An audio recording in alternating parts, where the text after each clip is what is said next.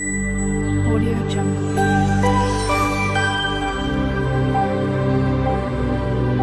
Hi friends, இன்றைக்கி விஜிஸ் கிச்சனில் என்ன பார்க்க போகிறோன்னா ஒரு ஹெல்தியான பொரியல் ரெசிபி தான். பீட்ரூட் பொரியல் எப்படி செய்கிறதுன்னு பார்க்க போகிறோம். வாங்க ஃபஸ்ட் நம்ம எப்படி செய்கிறதுன்னு பார்க்கலாம்.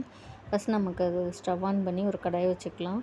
கடாய் நல்லா சூடானதும் ஒரு 2 டேபிள் ஸ்பூன் எண்ணெய் ஊற்றிக்கலாம். எண்ணெய் நல்லா காஞ்சதும் கடுகு சேர்த்துக்கலாம். கடுகு நல்லா பொரிஞ்சதும் கருவேப்பிலை சேர்த்துக்கலாம்.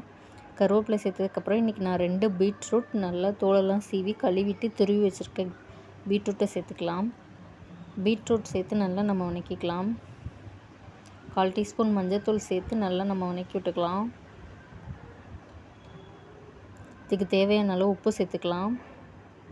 உப்பு சேர்த்து நல்லா நம்ம வதக்கி விட்டுக்கலாம். இது சிம்பிளாக செய்கிற பீட்ரூட் பொரியல் தான். பேச்சுலர் கூட ஈஸியாக செஞ்சிடலாம். இது செஞ்சிங்கன்னா ரச சாதம், சாம்பார் சாதம், வத்த குழம்பு எல்லாத்துக்கும் சூப்பரான சைடிஷ், பக்காவான சைடிஷ். இது வேகிறதுக்கு தேவையான அளவு நம்ம தண்ணி சேர்த்துக்கலாம். தண்ணி சேர்த்து நல்லா நம்ம வதக்கி விட்டுக்கலாம். நம்ம ஒரு மூடி போட்டு நல்லா வேக வச்சுக்கலாம். பாருங்க எந்த அளவுக்கு நல்லா கொதிக்குது. நம்ம சேர்த்த தண்ணி நல்லா வேகட்டும். இப்போ நல்லா தண்ணி நல்லா நம்மளுக்கு சுண்டிடுச்சு. பீட்ரூட் எப்படி வந்திருக்கு பாருங்கள்.